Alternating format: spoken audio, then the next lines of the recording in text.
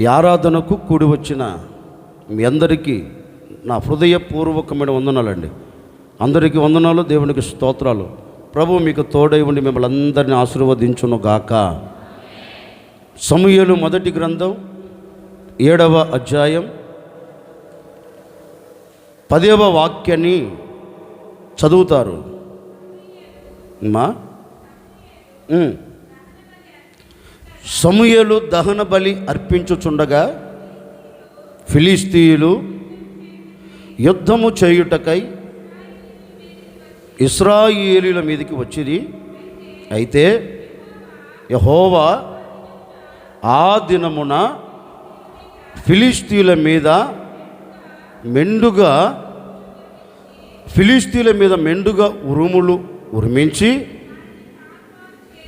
దానిని తారుమారు చేయగా వారు ఇశ్రాయేలీయుల చేత ఓడిపోయిరి. తలెత్తి నన్ను చూడండి. నేను చెప్పబోయే సందేశం, ఈ సందేశానికి నేను పెట్టిన ఒక పేరు, దేవుని కుమారుల చేతిలో శత్రువులు చిత్తుగా ఓడిరి. ఈ ప్రసంగపు టైటిల్, దేవుని కుమారుల చేతిలో శత్రువులు చిత్తుగా ఓడిరి. ఇక తలెత్తి నన్ను చూడండి. నేను క్లుప్తంగా వ్యాఖ్యానం చేసి ముగించేస్తాను. ఇక్కడ జరిగిన సంభవాన్ని మనం గమనిస్తే ఈ సంభవం ముగ్గురి మధ్య తిరుగుతూ ఉంది. ముగ్గురి మధ్య సంచరిస్తూ ఉంది. ఎవరు అంటే ఇశ్రాయేలీయులు, దైవజనుడైన సమూయేలు, ఫిలిష్తీయులు. వీరి ముగ్గురి మధ్య తిరుగుతున్న ఈ సంభాషణ అండి. ఏంటి సంభాషణ అంటే, ఫిలిష్తీయులు ఇశ్రాయేలు మీదకి యుద్ధము చేయుటకు వచ్చారు. ఈ మాటను విన్న ఈ జనులు సమూయేలుకు ఒక వాక్కును పంపారు, ఒక మాటను పంపారు. దైవజనుడా, ఇప్పుడు మేము చాలా ఇబ్బందులు నిలిచిపోయాము, చాలా సమస్యలు మా చుట్టూ ముట్టాయి, మేము అడుగు ముందుకు వేయలేక, మేము అడుగు వెనకకు వేయలేక, ఒకవేళ ఎటైనా తప్పించుకొని వెళుదామా అంటే మార్గాలన్నీ మూయబడిపోయాయి. గనుక ఈ సమయంలో మా శక్తి మీద మేము ఆధారపడకుండా, మా బలము మీద మేము ఆధారపడకుండా, దైవజనుడా నీ సహాయం మేము కోరుకుంటున్నాము అని వారి హృదయములో ఉన్న మాట దైవ సేవకుడితో చెప్పారు. అప్పుడు ఈ దైవజనుడు కూడా ప్రజల మాటను తిరస్కరించకుండా, వారికి కలుగుతున్న ఆపదను తలంచిన వాడై, వారు పడుతున్న ఇబ్బందులను చూస్తున్నవాడై, వారి ముంగిట నిలబడిన కష్టం, వారి ముంగిట నిలబడిన భయం, వారిని బెదిరిస్తున్న బెదిరింపులు, వీటన్నిటినీ గ్రహించిన దైవజనుడు గనుక ఆ మాటను విన్నాడు. విని తిన్నగా దేవుని సన్నిధిలోనికి వెళ్ళి దేవుని సన్నిధిలో ఒక బలిపీఠాన్ని కట్టాడు. ఒక బలిపీఠమును కట్టి ఆ బలిపీఠం మీద ఒక దహన బలిని అర్పించి ఇలాగూ ప్రార్థన చేస్తున్నాడు. అయ్యా, నీవు సర్వశక్తి కలిగిన దేవుడవు, నువ్వెవరో తెలుసా? ఈ ప్రజలను విడిపించి శ్రేష్టమైన, అందమైన, ఆశీర్వాదకరమైన ఈ దేశములో ఈ ప్రజలను స్థిరపరిచిన వాడవు. మరి ఈ ప్రజలకు ఆటంకాలు కలుగుతున్నాయి, ఈ ప్రజలను శత్రువులు భయపెడుతున్నారు. చూస్తున్నావు, వింటున్నావు కదా, మరి ఎందుకు మౌనంగా ఉన్నావు అని ఈ దైవజనుడు బలిపీఠమును కట్టి బలిపీఠం మీద దహన బలిని పెట్టి కన్నీరు కార్చుచు ఇశ్రాయేలు నిమిత్తం ప్రార్థన చేయటం ప్రారంభించాడండి. ఇశ్రాయేలు కొరకు నడుమును బిగించాడు. ఇశ్రాయేలు కొరకు నడుమును బిగించి ఎలుగెత్తి ప్రార్థన చేస్తున్నాడు. నాకు వచ్చిన ఒక ఆలోచన ఏంటంటే, దైవజనుడు ప్రార్థన చేస్తున్నాడు, బలిపీఠమును కట్టి బలిపీఠం మీద బలిని పెట్టి. అప్పుడు ఇశ్రాయేలు అందరూ ఏం చేస్తున్నారు? ఏంటండి, ఇశ్రాయేలు అందరూ ఏం చేస్తున్నారు? దైవజనుడు మా కొరకు మొరపెడుతున్నాడులే, మా సమస్య దైవ సేవకుడికి అప్పగించాము, దైవ సేవకుడు మా కొరకు కన్నీరు కార్చి ప్రార్థన చేస్తున్నాడు, నిశ్చయముగా దైవ సేవకుడు మొరను దేవుడు వింటాడులే అని వారు నిమ్మకు నీరెత్తి కూర్చోలేదంటండి. వారు నిమ్మకు నీరెత్తినట్లుగా వారి పనులను బట్టి వారు సాగిపోలేదంటండి. సమస్య దైవ సేవకుడికి అప్పగించారు. ఆ సమస్య నిమిత్తం దైవ సేవకుడు ప్రార్థన చేస్తున్నారు. అదే సమయంలో ఈ ఇశ్రాయేలు కూడా ఏం చేస్తున్నారంటే దేవుని సన్నిధిలో మోకరించి కన్నీరు కాల్చి ఎలుగెత్తి ప్రార్థిస్తున్నారండి. అయ్యా, ఒక ప్రక్క మా కొరకు మా సేవకుడు మొరపెడుతున్నారు, ఒక పక్క నీవు నియమించిన ఈ ప్రవక్త మా కొరకు కన్నీరు కార్చి ప్రార్థన చేస్తున్నాడు. అదే సమయంలో మేము కూడా ప్రార్థన చేస్తున్నాం, మా ప్రార్థన వినండి అంటూ ఒక ప్రక్క ఇశ్రాయేలీయులు, ఒక ప్రక్క సేవకుడు, ఇద్దరు కలిసి ప్రార్థన చేస్తున్నారండి. ఇద్దరు కలిసి ప్రార్థన చేస్తున్నారు. ఒక పక్క వారు చేస్తున్నారు కదా, ఈ ప్రక్కేమో దైవ సేవకుడు బలిపీఠంను కట్టి బలిపీఠం మీద బలిని పెట్టి ఇప్పుడు ఎలుగెత్తి ప్రార్థన చేస్తుంటే ఆకాశమందు ఆసీనుడైన వాడు, ఇశ్రాయేలుకు సృష్టికర్త అయిన దేవుడు సమూయేలుతో ఒక మాట అంటున్నాడు. సమూయేలు, నా ప్రజల నిమిత్తం నువ్వు చేస్తున్న ప్రార్థనను నేను విన్నాను, నా ప్రజల నిమిత్తం నువ్వు చేస్తున్న ఈ ప్రార్థన, కన్నీటితో కూడిన ఈ ప్రార్థనను నేను అంగీకరించి ఉన్నాను. ఇదిగో నేను నీతో చెప్తున్నాను, విను.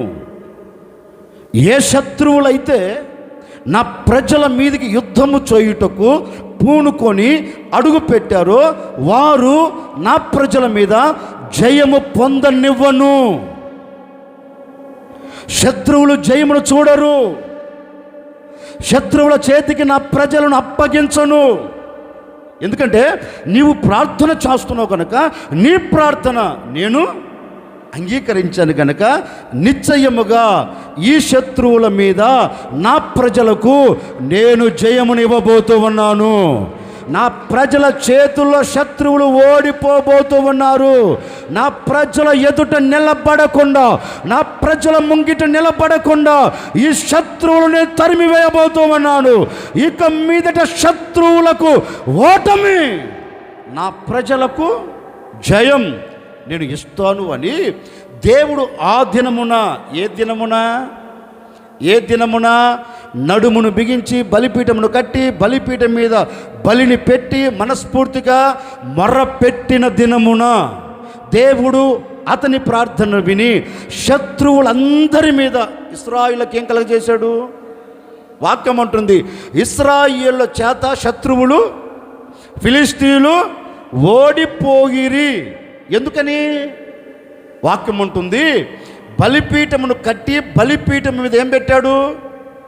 అది దేవుడు అంగీకరించాడు. ఇప్పుడు మనం చేయవలసిన పని ఏంటో తెలుసా? గడిచిన దినాలు శత్రువుల మీద మనకు జయము కలగకుండా, శత్రువుల ఎదుట మనం నిలబడలేకుండా, శత్రువులే మన మీద జయము పొందుతూ వెళుతున్నారు. ప్రబలమైన కారణం ఏంటి అంటే, నీవు బలిపీఠమును కట్టలేదు. ఏ బలిపీఠం? ఏంటండి? ఏ బలిపీఠం? ప్రార్థన అనే బలిపీఠం నువ్వు కట్టల. ఏదో ప్రార్థన చెయ్యాలి అన్నట్లుగా ఆనవాయితీగా చేస్తున్నావు. ఏదో సమస్యను బట్టి ఆనవాయితీగా మొరపెడుతున్నావు. అందుకే వాక్యం ఉంటుంది, నీవు శత్రువుల చేతిలో ఓడిపోతూ వచ్చావు. శత్రువులు జయము చూస్తూ వస్తున్నారు, నీవు ఓటమి చూస్తూ వస్తున్నావు. కారణం ఏంటి? బలిపీఠమును. అందుకే వాక్యములో కూడా రాయబడిన మాట ఏంటో తెలుసండి, దైవజనుడు ఏలియా 2 తలంపుల ప్రజల మధ్యలో నిలబడి ఒకే మాట అంటున్నాడు. మీరు బయలు అంటున్నారు, నేను యెహోవా అంటున్నాను. ఈ గొడవ ఎందుకు అని కొన్ని విషయాలు చెప్పాడు. అవన్నీ జరగకపోగా ఈ దైవజనుడు ఏం చేశాడో తెలుసండి, బలిపీఠమును కట్టి ఏం చేశాడు? మాట్లాడు, చదివితే కదా తెలిసేదే. ఈ బలిపీఠము కట్టి ఎలా కట్టాడు? ఎటు అంటే అటు కట్టలేదండి. కట్టబడిన ఈ బలిపీఠం మీద కర్రలు ఎలా పేర్చాడు? క్రమముగా. అంటే ఈ బలిపీఠం ఎలా కడుతూ వచ్చాడంటే ఒక పద్ధతిలో క్రమముగా బలిపీఠము కడుతూ వచ్చాడు. క్రమముగా కట్టబడిన ఆ బలిపీఠము మీద బలిని పెట్టి ఇప్పుడు మరపెడుతున్నాడు. ఇప్పుడు నేను అనే మాట ఏంటంటే, మనము క్రమముగా దేవుని సన్నిధిలోనికి వెళ్ళి మనము ప్రార్థన చేయలేకపోతున్నాం. క్రమముగా ప్రార్థన అనే బలిపీఠమును కట్టకుండా ప్రార్థన చేస్తున్నాం. ఏంది చెప్పానే మొదట, ఆనవాయితీగా. సమస్య కలిగిందని, పరిస్థితులు విభిన్నంగా మారాయని ఆనవాయితీగా దేవుని సన్నిధిలోకి వచ్చి, ప్రభువా ఈ కష్టకాలంలో నీవు తప్ప నాకెవరున్నారని ఆనవాయితీగా వెళుతున్న ప్రార్థన పూర్వకంగా. అలా కాదు. నీవు ప్రతిదినం, అనుదినం, ప్రతి క్షణం చేయవలసినది ఏంటి అంటే, క్రమముగా ప్రార్థన అనే బలిపీఠమును కట్టాలి. కట్టి ఆ ప్రార్థన బలిపీఠము మీద నీవు బలిని అర్పించాలి. ఏ బలిని? అందుకే పౌలు అంటాడు, శరీరమును సజీవ యాగముగా నేను ఈ బలిపీఠం మీద అర్పిస్తున్నాను. అంటే నీవు మనస్ఫూర్తిగా నీ సర్వ శరీరం దేవుని స్వాధీనములోనికి వెళ్ళాలి. ఎవరు స్వాధీనములోనికి? ఒక వ్యక్తి క్రమముగా బలిపీఠమును కడితే, ఒక వ్యక్తి క్రమముగా బలిపీఠమును నిర్మిస్తే, ఆ క్రమముగా నిర్మించిన ఆ వ్యక్తి సర్వ శరీరం ఎక్కడికి వెళుతుందంటే దేవుని మీద ఆధారపడుతుందండి. వేరొక ఆలోచన ఉండదు. ఇది జరుగుతుందా, ఇది జరగదా, ఇది చూస్తానా, ఇది చూడలేనా, ఈ అద్భుతం జరుగుతుందా, ఈ అద్భుతం జరగదా అనే వేరే ఆలోచన ఉండదు. ఒకటే, నేను బలిపీఠమును కట్టాను, ఈ బలిపీఠం మీద పెట్టబడుతున్న నా సమర్పణ, నా అర్పణ దేవుడు అంగీకరించబోతూ ఉన్నాడు. నిశ్చయముగా నేను అద్భుతం చూడబోతూ ఉన్నాను అని మనస్ఫూర్తిగా నీవు దేవుని చేతులకు అప్పగించుకొని బలిపీఠమును కట్టి, బలిపీఠము మీద నీ సర్వ శరీరము సజీవ యాగముగా నీవు అర్పించుకొని దేవుని సన్నిధిలో ప్రార్థన చేయగలిగితే వాక్యం ఉంటుందండి, తప్పక దేవుడు నీ ప్రార్థన వింటాడంటండి. తప్పక దేవుడు నీ మొరను అంగీకరిస్తాడంటండి. అందుకే సమూయేలు అంటున్నాడు, బాబు నేను మీ కొరకు ప్రార్థన చేస్తాను. ఎలా? దేవుడు అంగీకరించే విధముగా. నీవు చేస్తున్న ప్రార్థన దేవుడు అంగీకరించాలి. నీవు చేస్తున్న ప్రార్థన దేవుని యొద్దకు చేరాలి.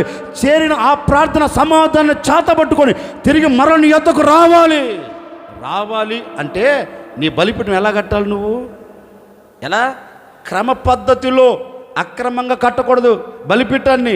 ఎటు పడితే అటు కట్టకూడదు, ఎటు పడితే అటు ప్రార్థన చేయకూడదు. ప్రార్థన చేసేదానికి ఒక విధానం ఉంది, ప్రార్థన చేసేదానికి ఒక మార్గం ఉంది. ఆ పద్ధతిలో నువ్వు దేవుని యొద్దకు వెళితే తప్పక అద్భుతం చూస్తావు. ఓ సేవకుడిగా నిన్ను మనసు నేను కోరుకుంటున్నానండి. దైవజనుడు మనస్ఫూర్తిగా బలిపీఠమును కట్టి, బలిపీఠము మీద మనస్ఫూర్తిగా తన సర్వ శరీరమును అర్పించి దేవునికి ప్రార్థన చేస్తే విన్నాడు కదా. ఈ దినము నుండి మళ్ళీ చెప్తున్నాను, ఈ క్షణము నుండి ఒకవేళ నీ ప్రార్థన దేవుడు అంగీకరించే విధముగా లేదేమో, నీ ప్రార్థన దేవుడు అంగీకరించే విధముగా లేకుండా పెదాలతో నువ్వు ప్రార్థిస్తున్నావు, మనసులో వేరే ఆలోచనతో నింపుకున్నావు. అందుకే దేవుడు వినలా. వాక్యం కూడా అంటుంది కదా, మీరు పెదవులతో నన్ను స్తుతించుచున్నారు కానీ మీ హృదయం నాకు చాలా దూరంగా ఉంది. ఇప్పుడు దేవుని సన్నిధిలో ఎలా ప్రార్థన చేస్తున్నావు? హృదయమును దూరంగా పెట్టి నీ హృదయము దేవునికి దగ్గరకు లేకుండా నీవు పెదాలతో ప్రార్థిస్తూ ఉన్నావు. ఈ హృదయం అనే బలిపీఠమును కట్టడం లేదు. ఈ హృదయం అనే బలిపీఠమును దేవునికి ఇంపైన సువాసనగా నువ్వు మార్చలేకపోతున్నావు. ఈ హృదయం ఏమో ఎక్కడో ఉంది, నీ పెదాలు దేవుని సన్నిధిలో ఉన్నాయి. మరి దేవుడు ఎలా వింటాడు? దేవుడు నీ మనవిని ఎలా అంగీకరిస్తాడు? దేవుడు సన్నిధిలో చేస్తున్న నీ ప్రార్థన ఆయన ఇద్దరికి ఎలా వెళ్ళగలుగుతుంది? వెళ్ళలేదు. అందుకే చెప్తున్నా వినండి. ఒకవేళ ఇప్పటి వరకు మనసులో ఏదో పెట్టుకొని పెదలతో ప్రార్థన చేస్తున్నావు, అందుకే ఈనాటి వరకు నీ ప్రార్థన దేవుని యొద్దకు వెళ్ళలేదు. మనస్ఫూర్తిగా ఒక సేవకుడిగా చెప్తున్నాను వినండి. ఈరోజు మనసును మార్చుకొని మనసు పూర్తిగా నీవు బలిపీఠమును కట్టి క్రమ పద్ధతిలో నువ్వు ప్రార్థన చేయగలిగితే, ఇప్పటి వరకు వినని దేవుడు ఇప్పటి వరకు నీ ప్రార్థన దేవుని యొద్దకు వెళ్లకుండా అడ్డుగా నిలబడిన ఏ పరిస్థితులైనా ఇక మీదట అడ్డుగా లేకుండా ఉండాలి అంటే నీవు మనస్ఫూర్తిగా నీ హృదయాన్ని దేవునికి అప్పగించి హృదయపూర్వకముగా దేవునికి సమీపమై నీ హృదయముతో నీ మనసుతో దేవుని పాదాలు పట్టుకొని నీవు మొరపెట్టగలిగితే నిశ్చయముగా నా ప్రభువు నీవు చేస్తున్న ప్రార్థనను అంగీకరించి నీ ఎదుట ప్రత్యక్షము కాబోతూ ఉన్నారు. నీ ఎదుట ప్రత్యక్షపరచబడబోతూ ఉన్నారు. ఇక మీదట నీవు చేస్తున్న ప్రతి ప్రార్థనకు నీవు జవాబును చూడబోతూ ఉన్నావు. ప్రతి ప్రార్థన దేవుడు అంగీకరించబోతూ ఉన్నాడు. అంగీకరించే మరుక్షణం నా దేవుడు నీ పట్ల జయమును నీ చేతులకు అప్పగించబోతూ ఉన్నారు. ఆ జయము చేత పట్టుకొని నీవు తిరిగి వెళ్ళబోతూ ఉన్నావు. అందుకని ఇప్పుడు మనం చేయవలసిన ప్రార్థన ఎలా తెలుసు అండి? బలిపీఠమును కట్టి మనస్ఫూర్తిగా ప్రార్థన చేయగలిగితే ఈనాటి వరకు నిన్ను తరుముతున్న శత్రువులు, ఈనాటి వరకు నీ ఎదుట నిలబడి నిన్ను కలవర పెడుతున్న శత్రువులు ఇక మీదట జయము పొందకుండా వారి మీద దేవుడు నీకు జయమిచ్చి మీ శత్రువులందరినీ ఓడిపోయేటట్లుగా చేయబోతూ ఉన్నారు. మీ శత్రువులకు ఓటమి కలగబోతూ ఉంది. ఈ ఆవరణంలో కూర్చున్న ఒక్కొక్కరికి జయము కలగబోతూ ఉంది. ఆ జయమును మీరు చూడబోతూ ఉన్నారు. ఆ జయమును మీరు అనుభవించబోతూ ఉన్నారు. ఇప్పుడే ఈ దినమే నీ శత్రువులు ఓడిపోయి ఉన్నట్లుగాను, నీ శత్రువుని ముంగిటి నిలబడుకున్నట్లుగాను అద్భుతం చేయబోతూ ఉన్నాడు. జయం కలుగునుగాక. నీ శత్రువులకు ఓటమి కలుగునుగాక. ఆ జయము చేత పట్టుకొని మీరు తిరిగి వెళ్ళుదురుగాక. కొంచెం గట్టిగా చెప్పకపోయారా? హల్లెలూయా, హల్లెలూయా. నా దేవుడు ఈ దినమున నా శత్రువులను నా చేతులకు అప్పగించబోతూ ఉన్నారు. నా శత్రువుల మీద దేవుడు జయం కలగ చేయబోతూ ఉన్నారు. ఏ శత్రువు అంటే నీ కుటుంబాన్ని పతనావస్థలకు తీసుకుని వెళ్తున్న పరిస్థితులు ఉన్న ఏ శత్రువులాగా. అర్థమవుతుందా? నీ కుటుంబానికి సమాధానం లేకుండా చేస్తున్నాయే ఆటంకాలు, అవి మనకు శత్రువులు. ఎదురింటోడు కాదు, పక్కింటో కాదు, వెనకింటోవాడు కాదు, వీళ్ళు కాదు శత్రువులు. మనకు నెమ్మది లేకుండా మన కుటుంబాన్ని శాపయుక్తంగా మారుస్తున్న పరిస్థితులు మనకు శత్రువులు. మన శరీరంలో ఆరోగ్యము లేకుండా చేస్తున్నవే శత్రువులు. కుటుంబంలో ప్రశాంతత లేకుండా చేస్తున్నవే శత్రువులు. ఈ శత్రువులు అండి పక్కింటి కొంపదీసి వాళ్ళకు నాకు పడదు, ఈరోజు నా దేవుడు వాళ్ళ నా చేతులకు అప్పగించబోతున్నారు, తొక్కేస్తాను కాకండి, అంత రివర్స్ అయిపోద్ది. నీ కుటుంబానికి సమాధానం లేకుండా చేస్తున్న ఏవైనా కానివ్వండి. ఓ సేవకుడు మనసారా కోరుకుంటున్నానండి, ఫిలిష్తీయులు ఇశ్రాయేలును కలవర పెట్టినట్లుగా ఏ పరిస్థితులు మిమ్మల్ని కలవర పెడుతూ వచ్చాయో, ఏ పరిస్థితులు మేము కృంగదీస్తూ వచ్చాయో, ఈ దినమున నా దేవుడు వాటన్నిటి మీద దేవుడు మీకు జయం ఇవ్వబోతూ ఉన్నాడు. వాటన్నిటి మీద మీరు జయమును చూడబోతూ ఉన్నారు. ఆ జయము చేత పట్టుకొని ప్రభు వచ్చేంత వరకు మీరు బ్రతుకుదురుగాక. క్లుప్తంగా ఒకే ఒక మాట చెప్పి నేను ముగిస్తాను, జాగ్రత్తగా వినండి. ఒకే ఒక మాట వాక్యంలో రాయబడింది, ఇశ్రాయేలీయుల ఎదుట ఫిలిష్తీయులు ఓడిపోయిరి. నేను మీకు మొదటే చెప్పాను, దేవుని కుమారుల చేతిలో శత్రువులు చిత్తుగా ఓడిరి. ఇప్పుడు నేను మీతో చెప్పబోయే మాట ఒకే ఒక మాట. ఎందుకని ఈ దేవుని కుమారుల చేతిలో శత్రువులు చిత్తుగా ఎందుకు ఓడారు? కారణం ఏంటి? మొదటి మాట, దేవుని పేరు పెట్టబడిన ప్రజలు వాగ్దాన దేశములో స్థిరపడ్డారు.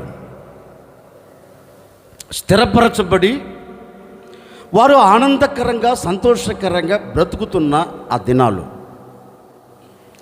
ఇశ్రాయేలు కూడా దేవుని మాట తూచ తప్పకుండా ఇశ్రాయేలు దేవుని అడుగు జాడలలో నడిపించబడుతూ కష్టం వచ్చినా, బాధ వచ్చినా, కన్నీరు వచ్చినా, ఇబ్బందులు వచ్చినా, ఆటుపోట్లు వచ్చినా, అవంతరాలు కలిగినా దేవుని సన్నిధిలో వారు కనిపెడుతూ దేవుని యొద్ద నుండి ప్రతి దీవెన వారు పొందుకుంటూ వస్తున్నారు.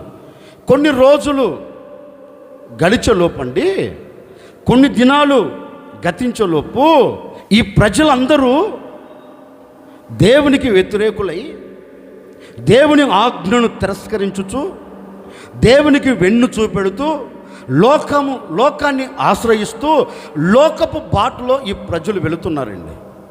అప్పుడు దేవుడు కూడా అన్నాడు, నా మాట వినున్నప్పుడు నేనెందుకు మీ మీద కనుదృష్టి పెడతానరా? నా మాటకు లోబడే వ్యక్తినే నేను ఆశీర్వదిస్తాను. నేను చెప్పిన ఆజ్ఞ ప్రకారం నడిపించబడే వ్యక్తినే నేను దీవిస్తాను. ఆ వ్యక్తికి నేను క్షేమమును కలగచేస్తాను అని దేవుడు కూడా నాకెందుకులే అని ఒక్కసారి వెనకకు తిరిగాడు. ఏముందండి, దేవుడు ఒక్కసారి చూపు వారి మీద లేకపోతే పరిస్థితులు విభిన్నంగానే మారుతాయి. జీవితం గందరగోళం, కుటుంబాలు గందరగోళం అయిపోయాయి. దేవుడు వారికి దూరం అయిపోయాడండి. లేఖనములు చదివితే దేవుని ప్రత్యక్షతే ఆ దేశంలో లేదు, దేవుని మాటే ఆ దేశంలో వినబడట్లేదు, దేవుని మాటే ఆ దేశంలో కరువైపోయింది. దేవుడు ఒకప్పుడు ఆ దేశం నిలబడి ఆ ప్రజలతో ముద్దుగా మాట్లాడుతూ వచ్చినవాడు. దేవుడు ఆ దేశంలో ప్రత్యక్షమై ఆ ప్రజల గోడును వింటూ ప్రజలకు కావలసిన ప్రతి ఈవులను దయచేస్తూ వస్తున్న దేవుడు ఇప్పుడు మరుగైపోయాడు. వారి పరిస్థితి ఏ విధంగా మార్చబడిపోయిందంటే చల్లా చెదురైపోయారండి. వారికి నచ్చినట్లుగా తిరుగుతున్నారు, వారికి మెచ్చినట్లుగా తిరుగుతున్నారు, ఎటు నచ్చితట్టు వెళుతున్నారండి.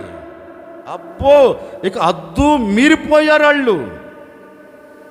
ఇక్కడ బాగుందిలని ఈ లోకం వైపు వెళుతున్నారు, అక్కడ బాగుందిలని ఆ లోకం వైపు వెళుతున్నారు.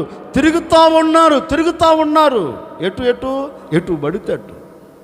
ఓ మాట మీతో చెప్పనా, ఇంచుమించుగా ఐగుప్తు దేశంలో ఇశ్రాయేలీయులు బయలుదేరి 3 నెలలు దాటిపోయింది.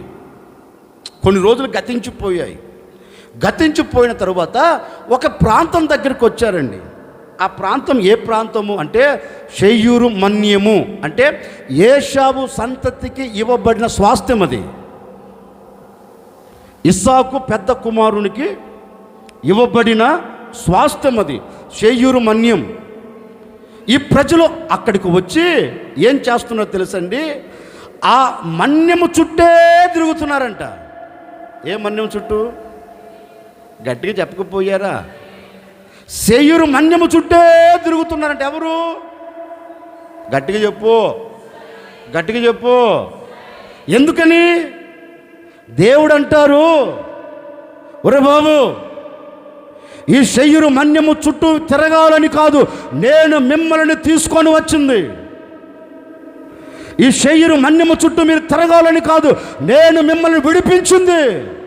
నేను విడిపించిన ఉద్దేశం వేరు, నేను మిమ్మల్ని నడిపించుకుంటూ తీసుకొని వెళుతున్న ఉద్దేశం వేరు. ఈ షెయ్యూరు మన్యం చుట్టూ ఎందుకు తిరుగుతారా అన్నాడు.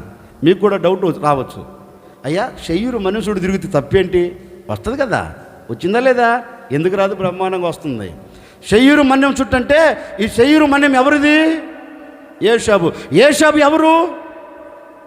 ఏంటండి, ఒక్క పూట కూటి కోసం దేన్ని నమ్ముకున్నాడు? దేవుడిచ్చిన హక్కు నమ్ముకున్నాడు. ఏషాబు ఎవరు? లేఖనం అంటుంది వ్యభిచారి. ఎవరు ఏషావు? మాట్లాడండి. వ్యభిచారి అని లేఖనం అంటుంది. అంటే లోక సంబంధమైన వాడు ఎవరు? ఏషావు. దేవుడు అంటారు, మీరు తిరగవలసింది ఎవరు చుట్టూ? ఏంటి? లోక సంబంధమైన ఏషావు చుట్టూ కాదు. ఒరే బాబు, మీరు ఎక్కడికి వెళుతున్నారో తెలుసా? పరిశుద్ధమైన భూమిలో అడుగు పెట్టబోతున్నారు, శ్రేష్టమైన భూమిలో అడుగు పెట్టబోతున్నారు. అందుకు నేను విడిపిస్తే, కానీ మీరు ఏం చేస్తున్నారు? ఏంటి? విడిపించబడినప్పటికీ, తప్పించబడినప్పటికీ, కడగబడినప్పటికీ, విమోచించబడినప్పటికీ మీరు ఇంకా ఏషాబు స్వభావాలు మారలేదురా. మీరు గొర్రెపిల్ల రక్తముతోనే కదా నేను మిమ్మల్ని విమోచించింది. గొర్రెపిల్ల రక్తముతోనే కదా నేను మిమ్మల్ని కడిగింది. మరి కడగబడిన మీరు ఎందుకు మరలా ఏషాబు మన్యము చుట్టూ తిరుగుతున్నారు? చాలు, నా మాట వినండి. ఈ మన్యము చుట్టూ తిరిగిన కాలము చాలు. దేవుడు మోషేతో అంటున్నాడు, మోషే ప్రజలతో అంటున్నాడు, ఈ మన్యము చుట్టూ తిరిగిన కాలము చాలు. ఈ మన్యమును విడిచి ముందుకు అడుగులువే.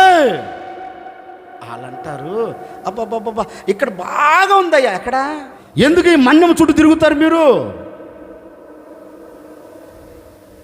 నడిపించి తీసుకొని వెళ్తున్న దేవుణ్ణి చూడాలా, ఏషాబును చూడాలా? మీరు చూస్తున్నది ఎవరిని? ఏషాబు మన్యాన్ని. అప్పుడు దేవుడు అన్నాడు, వద్దు, ఎప్పుడైతే వీటిని విడిచిపెట్టి అడుగు ముందుకేస్తారో మీరు అద్భుతం చూస్తారన్నారు. దేవుడు హెచ్చరికకు లోబడి ముందుకు వెళ్ళారులే. ఇప్పుడు నేను చెప్పాలనుకున్న మాట ఏంటంటే, వీరు ఎవరు? వాళ్ళు వీళ్ళే, వీళ్ళు వాళ్ళే, ఆ సంతతే ఇది కూడా. ఇశ్రాయేలీలు ఎట్టు పడితట్టు లోకం వైపు తిరుగుతూ ఉన్నారు. లోకంలో కలిసిపోయారు, లోకంలో నిలబడిపోయారు. అప్పుడు దేవాతి దేవుడు ఒకటే అంటున్నాడు, దానిని విడచి, దేనిని విడచి? ఏషాబు స్వభావాలను విడచి, ఏషాబు స్వభావాలకు దూరమై, లోక సంబంధమైన వాటికి దూరమై, దేవుడు కట్టబెడుతున్న, దేవుడు ఇవ్వబోతున్న ఆ పట్టణాన్ని గ్రహించి దేవునితో మీరు అడుగులు వేయగలిగితే, దేవునితో మీరు నిలిచి ముందుకు సాగి వెళ్ళగలిగితే నిశ్చయముగా మీరు మీ ముంగిటి నిలబడిన శత్రువులందరి మీద జయము చూస్తారు అని ఈ దైవజనుడు చెప్పారు. వారు వెళ్ళారు. ఇప్పుడు నేను కూడా మీతో చెప్తున్నాను, వినండి. ఇప్పటి వరకు నీ శత్రువుల మీద నీకు ఎందుకు వాటం కలిగింది? ఇప్పటి వరకు నీ శత్రువుల పాదముల కింద నీవెందుకు నలపబడుతున్నావు? కారణం ఏంటో నేను చెప్పనా? నీవు లోక సంబంధమైన వాటి చుట్టే తిరుగుతున్నావు. పేరుకి ఎక్కడున్నావు? చర్చిలోనే ఉన్నావు. పేరుకి ఎవరివి? క్రీస్తు రక్తంతో కడగబడిన వాడివే. పేరుకెవరు? పరిశుద్ధ సమూహంలో చేర్చబడి క్రీస్తు రాకడ కొరకు సిద్ధపరచబడుతున్న సమూహంలో చేర్చబడిన వ్యక్తివే. కానీ స్వభావాలు చెప్పండి, స్వభావాలు ఎవరివి? ఏషాబువి. ఏషాబు స్వభావాలు ఉన్నంత కాలం నీకు వాటమే. ఒక సేవకుడితో చెప్తున్నాను, వినండి. ఇప్పటి వరకు తిరిగిన కాలము చాలు. ఇప్పటి వరకు నీకు నచ్చిన చోటుకి వెళ్ళినది చాలు. ఇప్పటి వరకు నీకు నచ్చిన మార్గాలలో నడిపించబడినది చాలు. ఇప్పటి వరకు నీకు నచ్చిన మార్గాలలో నడిపించబడుతూ వాటమి చూచినది ఇక చాలు. ప్రభు మరలా హెచ్చరిక చేస్తున్నాడు. దానిని విడిచి, దేనిని విడిచి? సెయ్యూరు మన్యమును విడిచి, ఏషాబు స్వభావమును విడిచి, ఆత్మ కలిగించు సహవాసములో చేర్చబడి నీవు దేవుని కొరకు నిలబడగలిగితే నిశ్చయముగా నా దేవుడు నీ ముంగిట నిలబడి, నీ ఎదుట నిలబడిన ప్రతి శత్రువుల మీద దేవుడు నీకు జయమును కలగ చేస్తాడు. ఆ జయమును నువ్వు చూడాలి అంటే ఇప్పటి వరకు నువ్వు తిరిగిన దానిని విడిచి, నువ్వు తిరిగినది విడవాలి. నీవు తిరుగుతున్న దాన్ని విడిచిపెట్టాలి. నీవు తిరుగుతూ ఆ మనసులో ఆ స్వభావాలు పెట్టుకొని అడుగులు వేస్తున్న దాన్ని పూర్తిగా విడవాలి. విడిచినప్పుడే నువ్వు జయము చూస్తావు. విడవకుండా నేను జయం చూడట్లేదండి, జయం కలగట్లేదండి, సమస్యలు పోవట్లేదండి, పరిస్థితులు మారట్లేదు, మారవుగాక మారవవి. ఎందుకని విడిచిపెడితే కదా సెయ్యూరు మన్యాన్ని, విడిచిపెడితే కదా లోక సంబంధమైన వాటిని. ఇక మార్పు ఎక్కడ కలగదు. అందుకే ఈ ప్రజలు కూడా అండి, ఏ ప్రజలు? ఇశ్రాయేలీలు. వారికి నచ్చిన మార్గంలో తిరుగుతూ ఉంటే దైవ సేవకుడు పిలిచాడు వాళ్ళని, రాబాయ్ ఇంకా ఎంతకాలం దేవుని మాటకు దూరం అవుతారా? దేవుని స్వరం ఇప్పటి వరకు వినకుండా ఇంకా ఎంతకాలం మూర్ఖంగా బ్రతుకుతారు? నా మాట వినండి. మీ గుడారాలలో, మీ హృదయములో దేవుడు లేకనే కదా ఇప్పటి వరకు అలజడి. దేవునికి నివాసపురమైన గుడారాలుగా లేవు కనుకనే కదా ఇప్పటి వరకు కలవరం. నా మాట వినండిరా అని సమూయేలు దండం పెట్టి వారిని పిలుస్తున్నాడండి. సమూయేలు దండం పెట్టి వారిని ఆహ్వానిస్తున్నాడండి. ఒరే, నా మాట వినండి, ఇప్పటికైనా మనసును మార్చుకోండి. ఇప్పటి వరకు తిరిగిన కాలము చాలు. ఇప్పటి వరకు అస్తారోతు దేవతల చుట్టూ తిరిగిన కాలము చాలు. ఇప్పటి వరకు అన్ని దేవతల చుట్టూ తిరిగిన కాలము చాలు. ఇప్పటి వరకు నచ్చిన వారి వైపు తిరిగినది చాలు. నా మాట వినండిరా, ఇప్పుడైనా మనసును మార్చుకోండి అని వారితో ఒక శ్రేష్టమైన మాటలు చెప్తున్నారండి. చదువుదాం ఇప్పుడు అన్నమాట. సమూయేలు మొదటి గ్రంథం 7వ అధ్యాయం 3వ వాక్యాన్ని చదువుతారు. సమూయేలు సుల్లూరుపేట సంఘస్థులతో ఇట్లనెను, ఓ సుల్లూరుపేట సంఘస్థులారా, మీరు మీ పూర్ణ హృదయముతోనూ మీ పూర్ణ మనసుతోనూ మీరు యెహోవా యొద్దకు మళ్ళుకొనిన ఎడల అన్య దేవతలు, అస్తారోతు దేవతలు మీ మధ్య నుండి తీసివేసిన ఎడల పట్టుదల కలిగి మీరు యెహోవా వైపు మీ హృదయమును మళ్ళేటట్లుగా చేసుకొనిన ఎడల నిశ్చయముగా మీ దేవుడు ఫిలిష్తీయులను మీ చేతులకు అప్పగించబోతూ ఉన్నారు. ఏయ్ గట్టిగా హల్లెలూయా. ఇక తలెత్తి నన్ను చూడండి, నేను చెప్తాను. ఈ ఒక్క మాట చెప్పి నేను ముగించేస్తాను. దేవునికి స్తోత్రం. హల్లెలూయా. దైవజనుడు సమూయేలు ఈ ప్రజలను పిలిచి వారితో ఒక మాట అంటున్నారు. బాబు, మీ మనసు ఇప్పుడు ఎటు తిరిగింది? చెప్పండి, ఏం కాదు చెప్పండి. మీ మనసు ఎలా తిరిగింది? అన్య దేవతల వైపు, అస్తారోతు దేవతల వైపు మీ మనసు తిరిగింది కనుకనే ఇప్పుడు దేవుడు కూడా ఏమయ్యాడు? మౌనమైపోయాడు. ఒకప్పుడు శత్రువుల మీద జయమిచ్చిన దేవుడు, ఒకప్పుడు శత్రువులు మీ ఎదుట నిలబడకుండా అద్భుతం చేసిన దేవుడు, ఒకప్పుడు శత్రువుల ముంగిట మీరు తల ఎత్తుకునేటట్లుగా చేసిన దేవుడు ఇప్పుడు ఎందుకు వెనకకు తిరిగాడు అంటే, అప్పటి వరకు దేవునికి ఇచ్చిన మీ హృదయం ఇప్పుడు ఎవరికి ఇచ్చారు? అనయ్య చెప్పండి. మిమ్మల్ని అడగలేదుగా, వస్తాకండి, ఎందుకు తొందరపడతారు? అన్నయ్య ఎవరికి ఇచ్చేశారు? ఎవడికో ఇచ్చారు. అన్య దేవతలు, అస్తారోతు దేవతలు అనే దాని దగ్గర ఏ మనిషి అయినా కావచ్చాడు.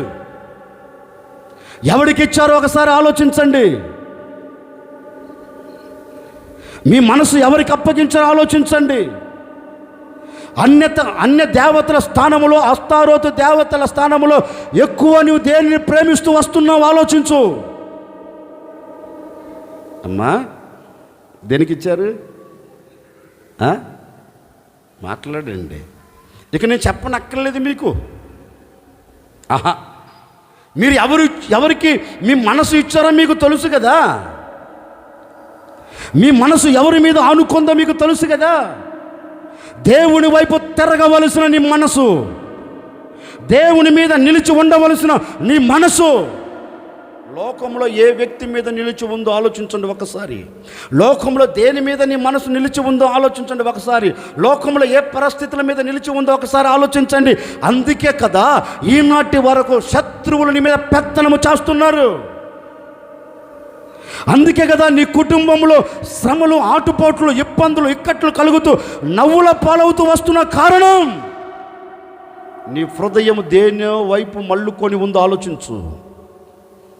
ఈ దైవజనుడు వారిని పిలిచి ఒకటి అంటున్నాడు, చాలు, మీ హృదయము మళ్ళుకొనేది చాలు.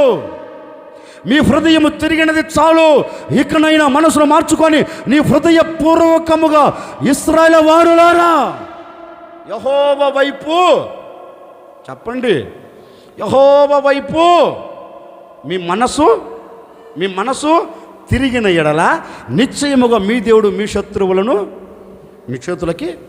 మీ చేతులకు అప్పగిస్తారన్నాడు. అప్పుడు వారందరూ ఏం చేశారో తెలుసా? ఎవరు? ఏమయ్యా పాటర్ గారు నువ్వు చెప్తే మేము వినాలా అన్నారేంటి అమ్మా? అనలా. ఒక దైవ సేవకుడు ఏది చెప్పినా క్షేమము కోరే, చెప్పండి, చెబుతాడు. కీడు కోరి ఏ దైవ సేవకుడు చెప్పడు. ఎందుకంటే మీ ఆస్తి దైవ సేవకుడు తీసుకోలేదు, దైవ సేవకుడు ఆస్తి మీకు లేదు. ఏ దైవ సేవకుడు ఈ స్థలంలో నిలబడి ఏది చెబుతున్నా అది మన క్షేమము కోరే. ఒకవేళ నువ్వు దానిని వేరే రకంగా తీసుకున్నావు అనుకో నష్టపోతావు. ఆ ప్రజలందరూ ఒకటే అన్నారు, అయ్యా నిజమే, దేవుని ప్రత్యక్షత నా కుటుంబంలో లేదు.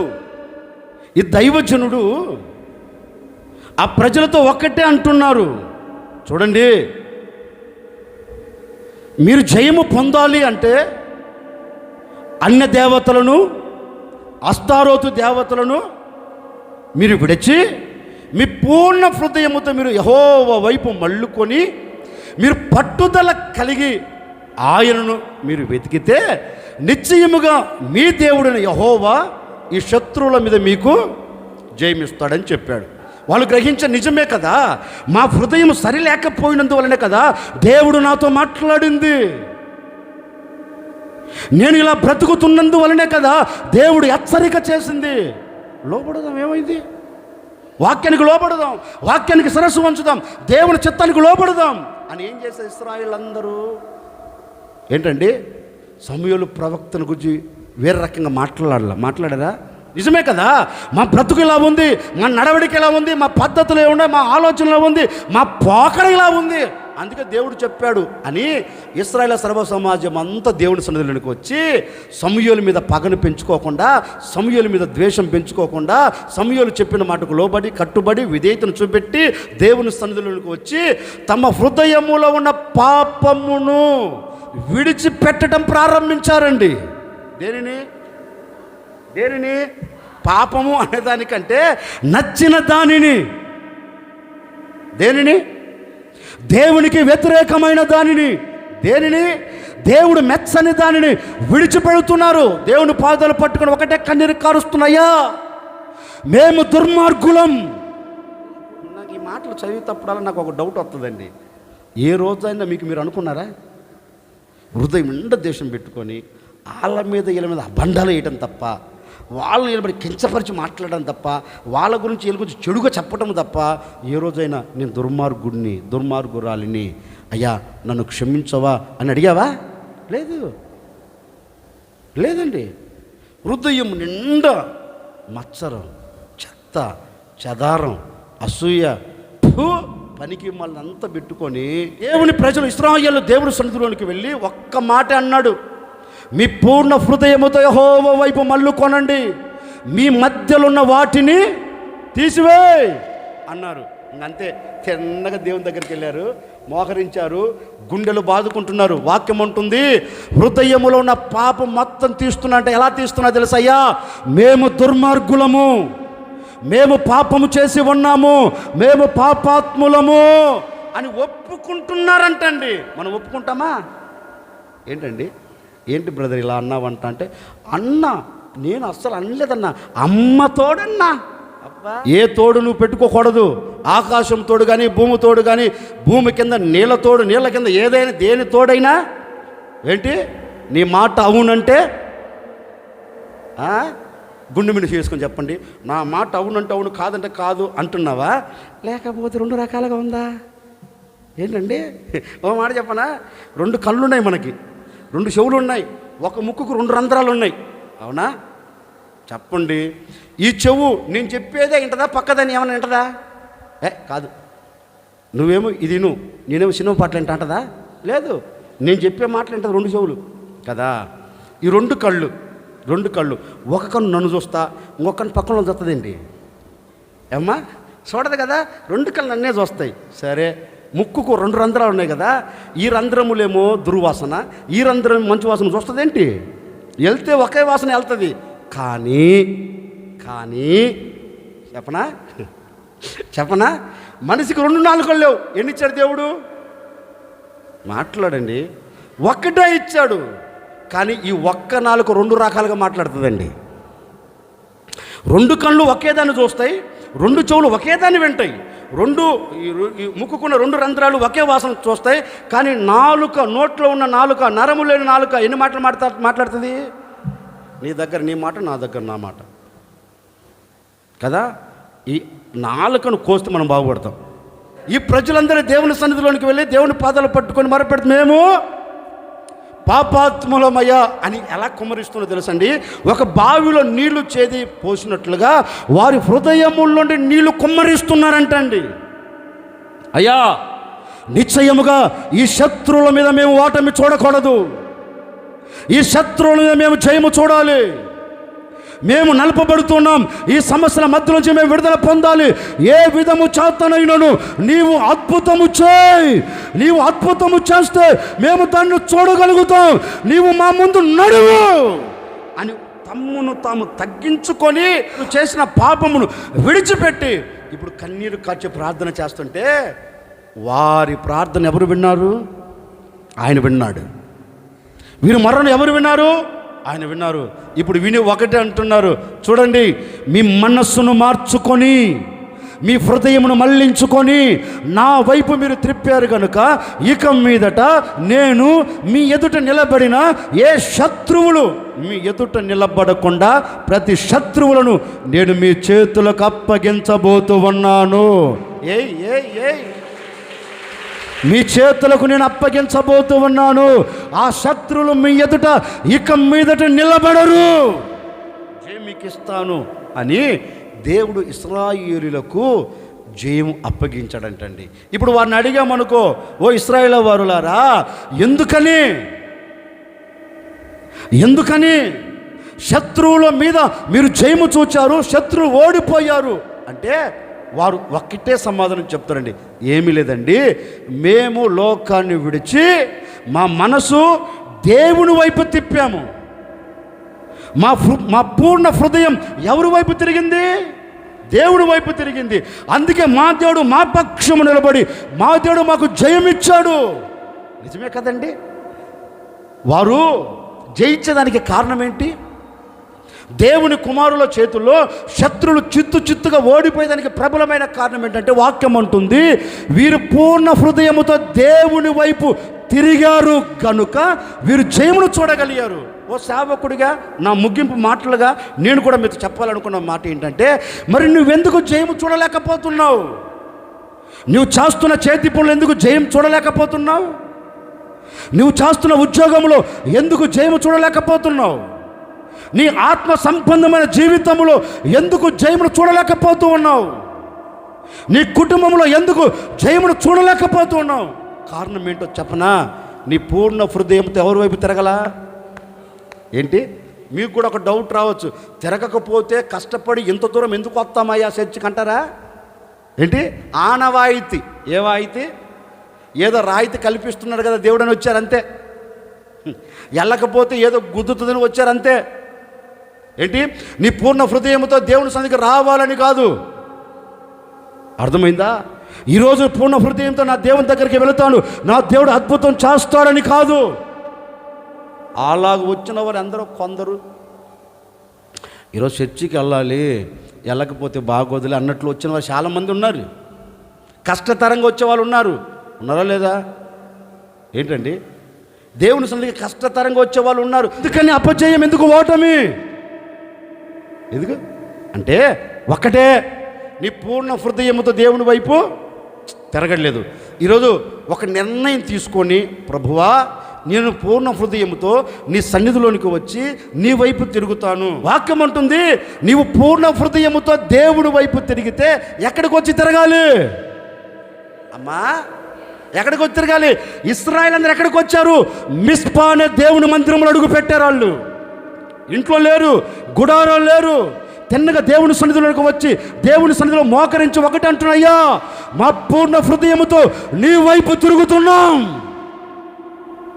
మా పూర్ణ హృదయముతో నీ వైపు తిరుగుతున్నాం, మొరపెడుతూ ఉన్నాం, ఒక్కసారి మా మనవుని విను అంటే దేవుడు ఏం చేశాడు? వినను అన్నాడేంటి? లేదు లేదు లేదు లేదు.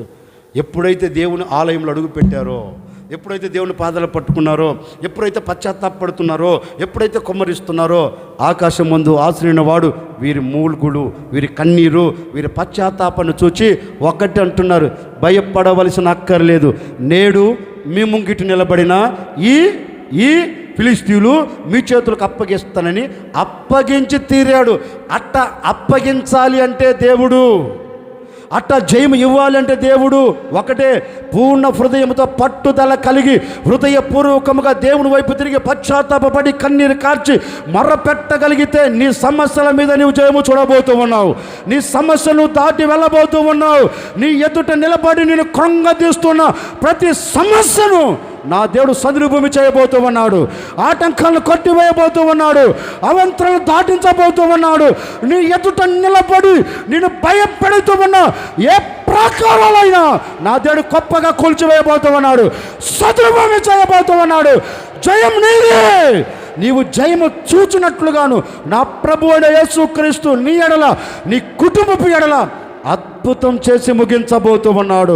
ఈ కార్యము నువ్వు చూడాలి అంటే, ఈ జయమును నువ్వు అనుభవించాలంటే, శత్రువుల మీద నీవు జయమును పొందుకొని ఆశీర్వాదకరంగా సమాజంలో నిలబడాలి అంటే నువ్వు చేయవలసినది ఒక్కటే, నీ పూర్ణ హృదయముతో ఎవరి వైపు తిరగాలి? ఏంటండి? దేవుని వైపు నువ్వు తిరగగలిగితే, మల్లుకోగలిగితే నిశ్చయముగా నీ శత్రువులందరినీ నా దేవుడు నీ చేతులకు అప్పగించబోతూ ఉన్నారు. చెప్పండి. అందుకే కీర్తనకారుడు అంటాడు కదండి, నా దేవుని సహాయము వల్ల నేను సైన్యమును, ఏంటంటే నేను నా దేవునికి నా హృదయమును పూర్తిగా అప్పగించుకున్నాను కనుక నా దేవుడు నా ఎదుట నిలబడి భయపెడుతున్న సైన్యము మీద నాకేమిచ్చాడు? జయమిచ్చాడు. నా దేవుని సహాయము వలన నేను ప్రాకారమును దాటుదును. ఎవరి సహాయం? ఆయన సహాయము చేయాలన్నప్పుడు నువ్వేం చేయాలి? ఆయన వైపు మలుకోవాలి. అందుకే ఆశతో కూడా అంటారండి, ఆశ ఇదిగో నీవు ఈ ప్రజలు మీ పూర్ణ హృదయముతో యెహోవా వైపు మళ్ళుకొని ఎడల మీ ఎదుట నిలబడి భయపెడుతున్న ఈ శత్రువుల చేతిలోంచి దేవుడు మీ దేశమును విడిపించి మీ దేశమునకు నెమ్మదిని కలగ చేస్తాడంటే రాజు అదే చేశాడండి. రాజు అదే చేశాడు. పూర్ణ హృదయంతో యెహోవా వైపు మళ్ళుకున్నారంట. వాక్యం అంటుంది నలు దిశల నెమ్మదిని కలగచేసాడంటండి. నేను కూడా కోరుకున్న మాటలు ముగిస్తున్నానండి. ఈరోజు పూర్ణ హృదయంతో నీ శత్రువులు నీ ఎదుట నిలబడకుండా నీవు జయము చూడాలంటే ఒక్కటే, ఈరోజు ఈ దినము నీవు మనస్ఫూర్తిగా దేవుని వైపు మళ్ళుకోగలిగితే మీ శత్రువులందరినీ నా దేవుడు మీ పాదముల క్రింద ఉంచబోతూ ఉన్నారు. మీ శత్రువుల మీద నా దేవుడు మీకు జయం ఇవ్వబోతూ ఉన్నాడు. ఇక నీ కష్టం తొలగిపోతూ ఉంది, నీ బాధ తొలగిపోతూ ఉంది, నీ అవమానం కొట్టివేయబోతూ ఉన్నాడు, నీ ఇబ్బందులు తీసివేయబోతూ ఉన్నారు. ప్రతి విషయములో నా దేవుడు నీ పక్షము నిలబడి అన్ని విషయాల్లో జయమునివ్వబోతూ ఉన్నాడు. జయమును కలగ చేయబోతూ ఉన్నాడు. జయమునకు నాంది పలకబోతూ ఉన్నావు.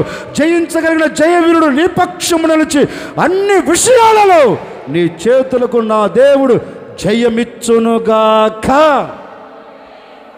హల్లెలూయా. ఇప్పుడు శత్రువులు మన చేత ఓడిపోవాలి, మనం జయము చూడండి. ఇప్పుడు మనం ఏం చేయాలి? ఒకటే, పూర్ణ హృదయముతో నీవు ఆయన వైపు మళ్ళుకుంటే, ఆయన వైపు తిరిగితే తప్పక నీ శత్రువులు నీ చేతులకి అప్పగిస్తాడు. ఒక్కటే. ఇశ్రాయేలీయులు ఈ ఫిలిష్తీయుల మీద ఎందుకు జయము పొందారు, ఈ ఫిలిష్తీయులు ఎందుకు చిత్తుగా ఓడిపోయేట్లుగా దేవుడు చేశాడంటే ఒకటే, ఇశ్రాయేలు ఎవరి వైపు తిరిగారు? దేవుని వైపు తిరిగారు కనుకనే శత్రువుల మీద ఏం కలిగింది? నేను కూడా మనసారా కోరుకుంటున్నానండి, ఈరోజు దేవుని వైపు తిరిగి చూడండి. నీ ఎదుట నిలబడి భయపెడుతున్న ప్రతి ఆటంకం మీద నా దేవుడు నీకు జయం ఇవ్వబోతూ ఉన్నాడు. చిత్తుగా మీ శత్రువులందరినీ ఓడేటట్లుగా చేయబోతూ ఉన్నారు. మీ శత్రువులందరూ చిత్తుగా ఓడిపోబోతూ ఉన్నారు. ఓటమి కలగబోతూ ఉంది. మీకు జయం కలుగునుగాక. ఒకే ఒక మాట చెప్పండి, పక్కన చూసి నీ శత్రువులు చిత్తుగా ఓడిపోవును కాకనండి. నేను భయపెడుతున్న సమస్యలు, నేను భయపెడుతున్న అవమానాలు, నేను కృంగదీస్తున్న బాధలు, నేను ఇబ్బంది పెడుతున్న భయాలు ఏదైనా కానివ్వండి, నా దేవుడు ఇక మీదట ఈ దినము నుండి, ఈ క్షణము నుండి మీ ఎదుట నిలబడకుండా నా దేవుడు చిత్తుగా చేయబోతూ ఉన్నారు. అన్ని సతుల భూమిగా మార్చబోతూ ఉన్నారు. అన్నిటి మీద మీరు జయము చూడబోతూ ఉన్నారు. జయమును ఇవ్వగలిగిన దేవుని చప్పట్లు కొడుతూ ప్రభును స్తుతించండి. ఈ దినమే జయం నీకు కలగబోతూ ఉంది. అన్నిటి మీద మీ కుటుంబాలకు జయం కలుగునుగాక. హల్లెలూయా, హల్లెలూయా. ఒక్కటే ఒక మాట చెప్పానండి. ఏంటంట? మన ఎదుట శత్రువులు చిత్తుగా ఓడిపోవాలంటే ఇప్పుడు మనం ఏం చేయాలి? పూర్ణ హృదయంతో అదే అడిగింది ఆయన. ఒరే, నీ పూర్ణ హృదయం ఇస్తే చాలరా నాకి. నీ గుండె గుడిలో ఏంటి? గుండె గుడిలో నిండి నీకే ఆరాధన, ఆత్మదీపం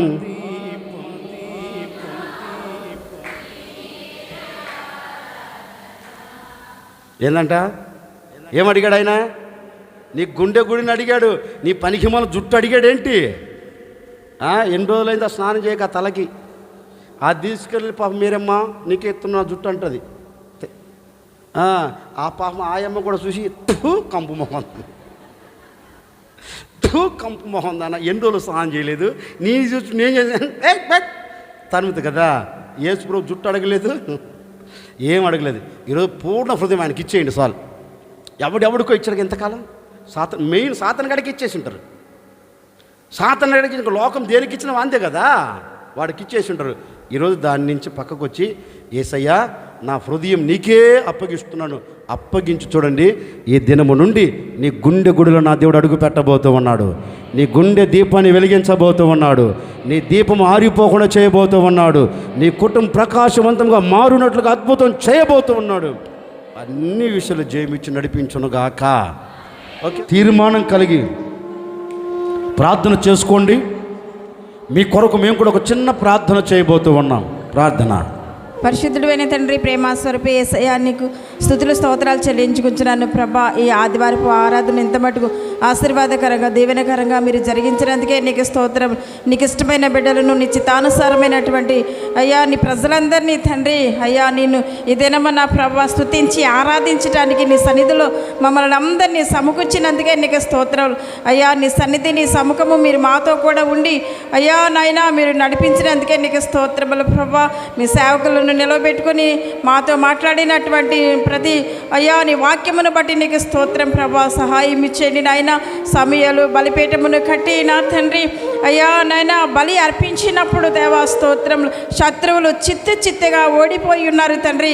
ఆ విధముగా నా ప్రభా మా ఆత్మీయ జీవితాలలో, మా వ్యక్తిగత జీవితాలలో, కుటుంబ జీవితాలలో జయమును మేము పొందుకోవాలంటే ప్రభా అయ్యా నా తండ్రి బలిపీఠమును తండ్రి అయ్యా మేము చక్కగా పేర్చి ఉండాలి ప్రభా. సహాయం ఇచ్చేయండి.